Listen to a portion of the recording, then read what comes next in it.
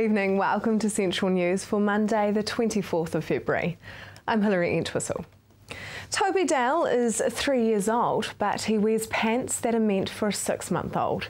The Hamilton boy suffers from Russell Silver syndrome, which, as his mum Jackie Dale explains, is a rare genetic disorder.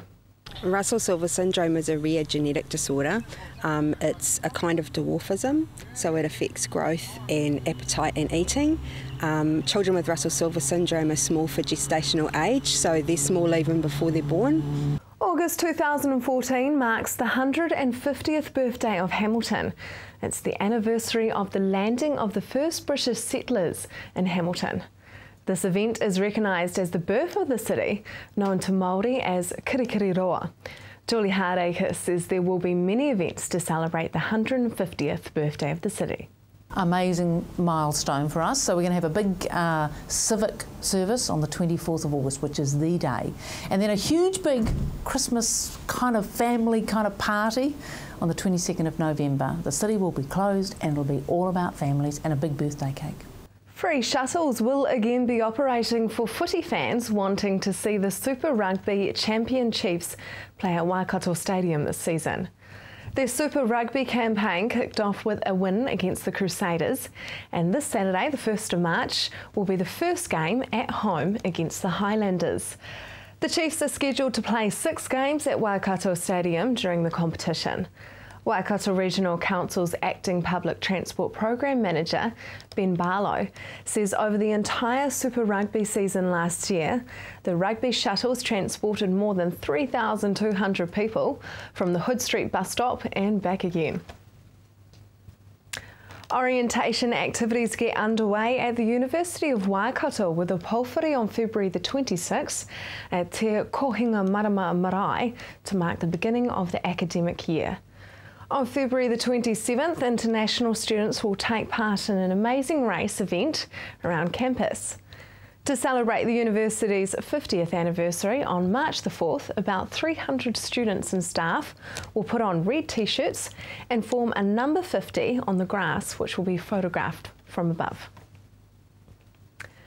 At 964 feet long and 176 feet high, one of the world's most luxurious ocean liners turned heads when it docked in Tauranga today. The Queen Elizabeth sailed into Tauranga's inner harbour at 8:45 a.m, finishing its 2,580-kilometre trip from Nuku'alofa, Tonga. Along with the ballroom, the ship features a games deck, library, nightclub, theatre, shopping mall, pools, restaurants and a casino. The ship cost £365 million to build and houses more than 2,000 passengers in 1,046 rooms.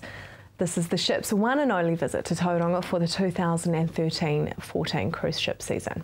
Now for our marine forecast for our coastlines. West coast, there is a southwesterly 20 knots easing to 15 knots and a southwest swell rising to 3 metres. Your high tide at Raglan will be at 7 p.m. East coast, variable 5 knots in the morning, but northeast 10 knots during the afternoon and fine. Tauranga high tide at 1 minute to 4 p.m. Just ahead, shave your lid for a brave kid.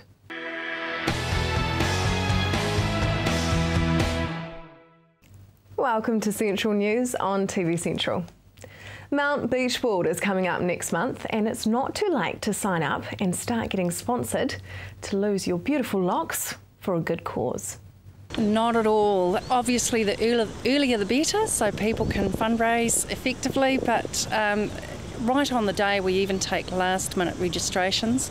We don't encourage that, but it's great to have people wanting to come along and raise funds in this hugely brave way. Shaving your lid for a brave kid, it's incredible.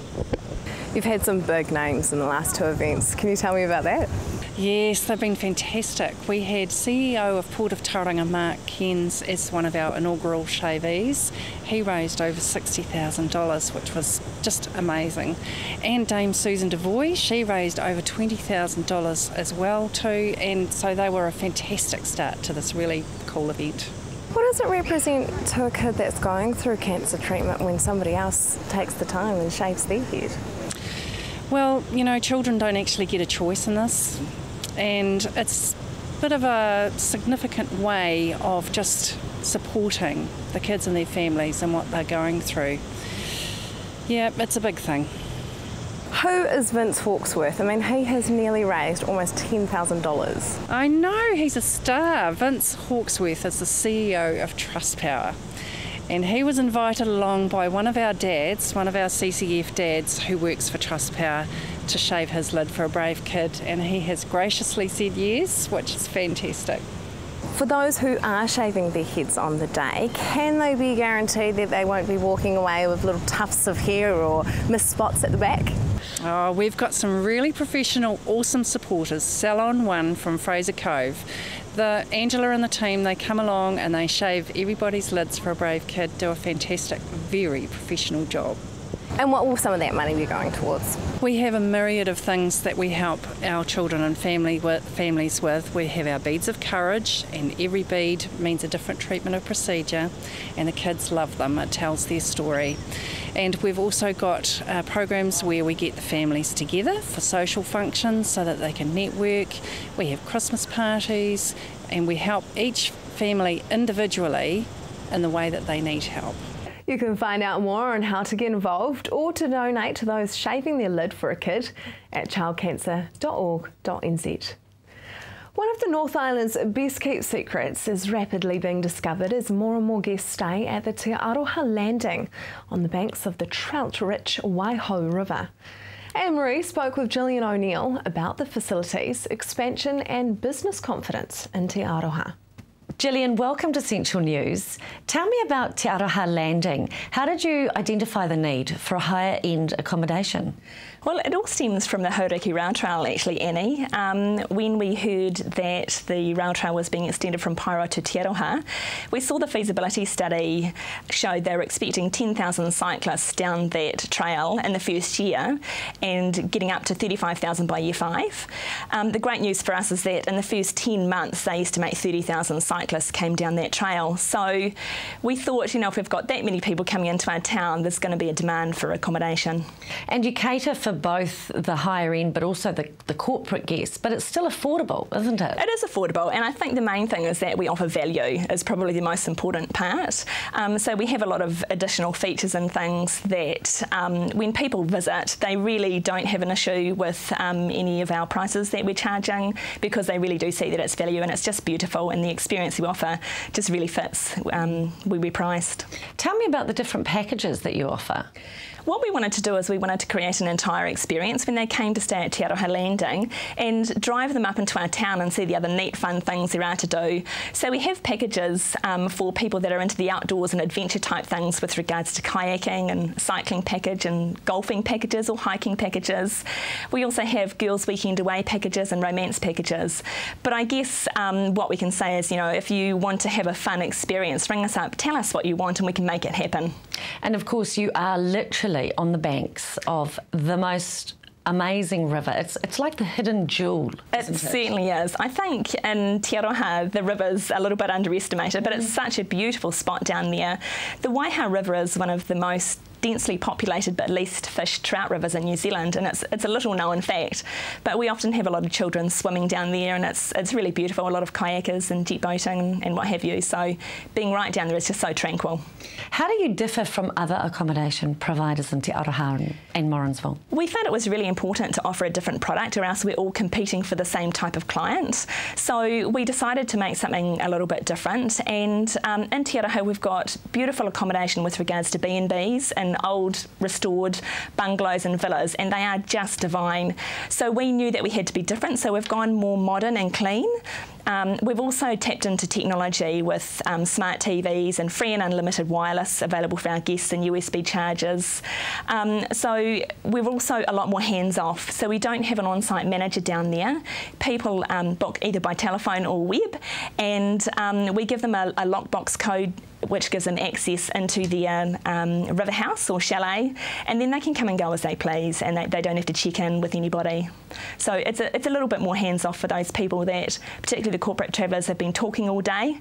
They often don't want to have to talk to anybody, they just want to relax and have a wine on the deck. Te Aroha Landing sounds like the perfect place to do it. Gillian, thanks for coming in. Thanks, Annie, it's been a pleasure. Coming up next, tribute to the Beatles.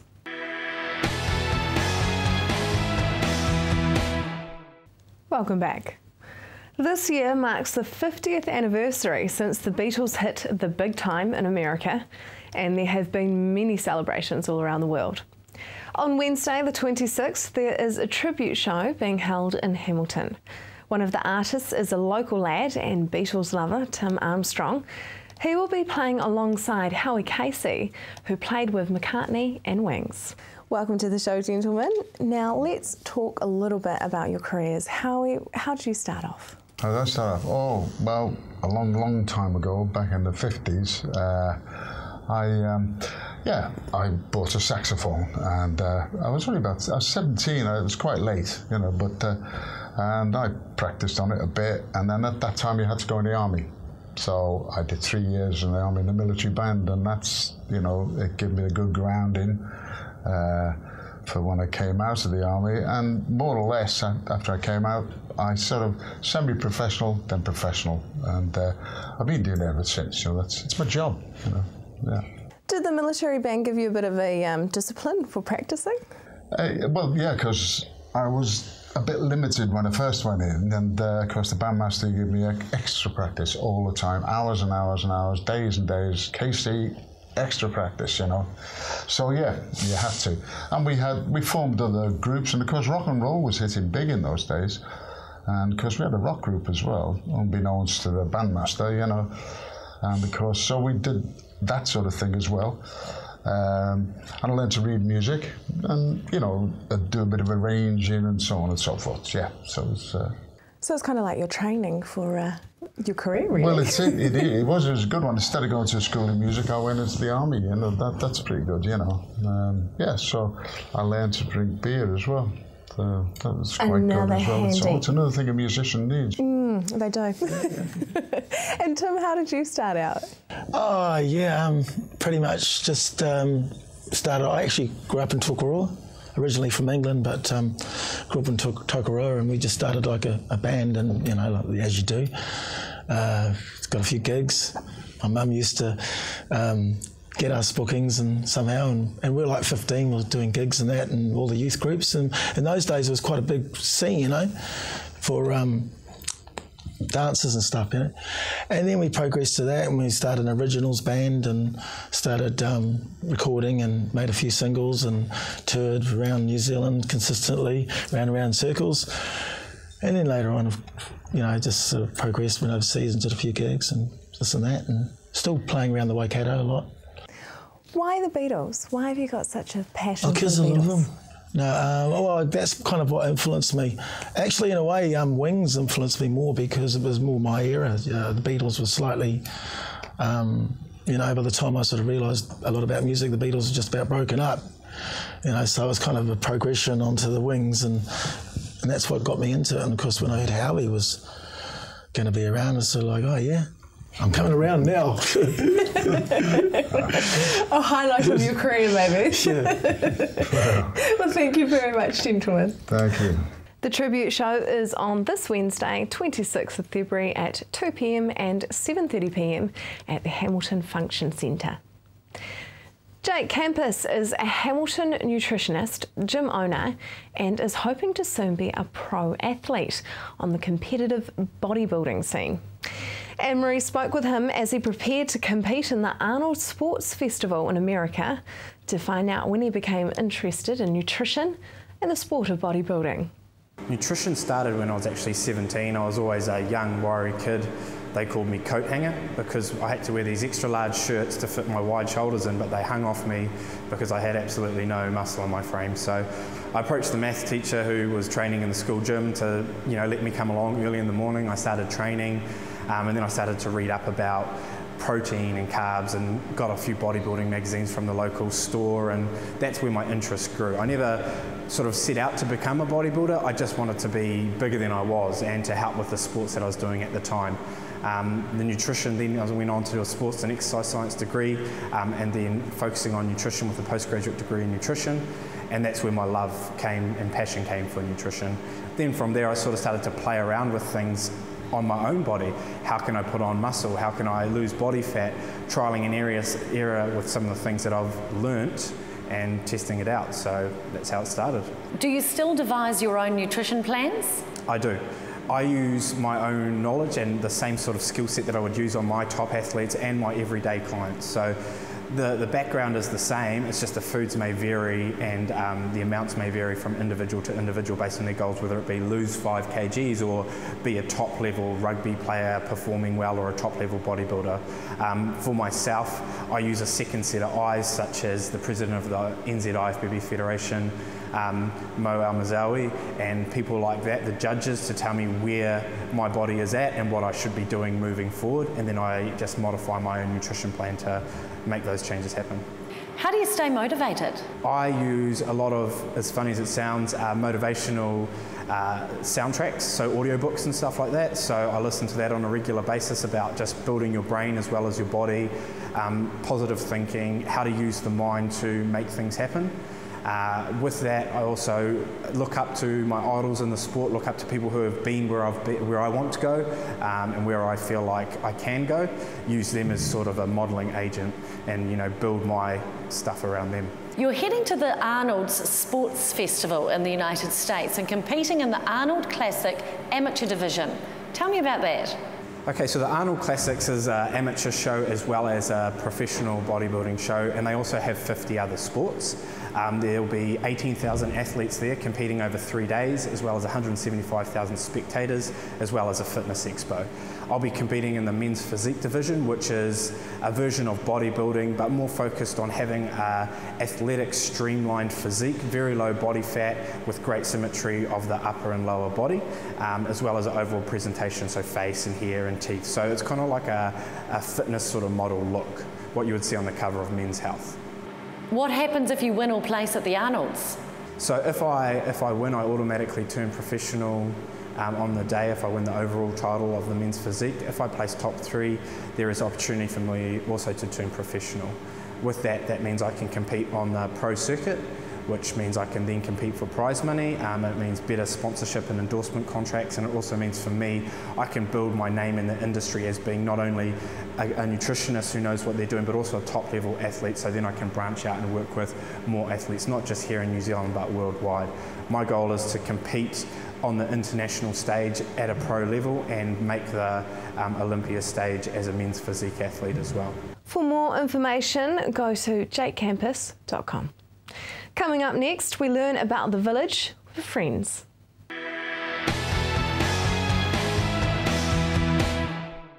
If you have just joined us, welcome to Central News.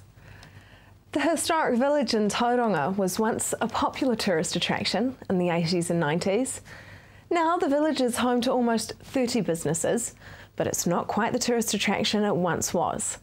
A group of volunteers have come together to breathe new life into the village. One of the most passionate about the historic village unfortunately passed away, but his vision still lives on. Yeah, that was Nigel you're talking about, and he was one of the founders of the Friends of the Village, and Nigel and I met up, and his vision was that it actually become a place that was a historic village that was reborn, I guess, back to the glory. A lot of people remember way back years ago it was actually a fantastic place, and we're heading that way.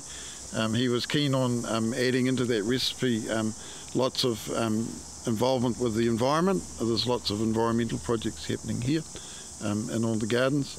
And he was wanting it to be a place that young people, young families could come have a picnic and learn a lot about the history and a lot about the environment. And he thought to help the Friends of the Village, if there was a small koha type entry fee thing where people just put in a little bit towards it, that would actually help the Friends really get going. What happens on the average working day here at the village? Here, really hectic, really busy. The weekdays in the village, I couldn't tell you offhand, but there's more than 30 community groups here, and there's some little shops and businesses and arts groups down here. It's really bubbly. I'm more involved in the environmental and garden area, and like there's dozens of people coming and going every day, and there's lots of things going on. In fact, it's a real exciting place. What about in the weekend? What's it like here? Well, the last weekend, I think it was last weekend, there was a show on here. An event that had the village just chock-a-block. So that was good.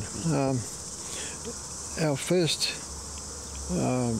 working bee, we had 15 rating people turn up, so that was also very good. Yeah, so I hope that will continue. Now you guys need more friends, so what kind of people are you looking for? All sorts. Some people can come on weekends, some people can come during the week. So it's a bit of both. But the tradespeople, some retired tradespeople perhaps, would be a great help. But anyone who's got some knowledge, I suppose. I'd suggest anybody that has a passion for helping the community, and we're all in it together. Let's get together, and like if they've got a passion to build a community village, an eco village even, let's do it. Come along, and if whatever your skills are, there'll be a place for you. If you would like to become a friend of the village, you can do so visiting their website, villageon17, that's the number 17.co.nz. Now for our region's weather, Hamilton, you will have a nice sunny Tuesday with light winds. Your expected high is 27 and an overnight low of 11. The rest of Waikato will be the same, fine with light winds. Paeroa, your expected high is 26 and an overnight low of 13. Matamata 24 and 12. Te Awamutu a warm 27 and an overnight low of 11. And Tokoroa 25 and 10. The Bay of Plenty, the same for everywhere there, fine with light winds. Tauranga, your expected high is 25 and an overnight low of 15. Te Puke 23 and 12. That is Central News for tonight. Like us on Facebook or email us at news@tvcentral.co.nz and let us know of something going on in your community. Join me again tomorrow for more stories from the Waikato and the Bay of Plenty. I'm Hilary Entwistle. Have a lovely evening.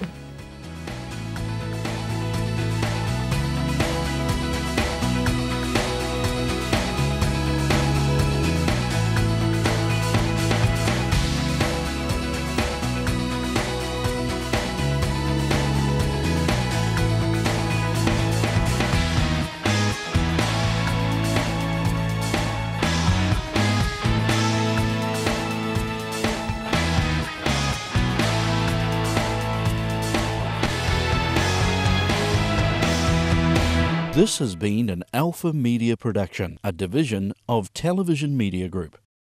Supporting local content so you can see more of New Zealand on air.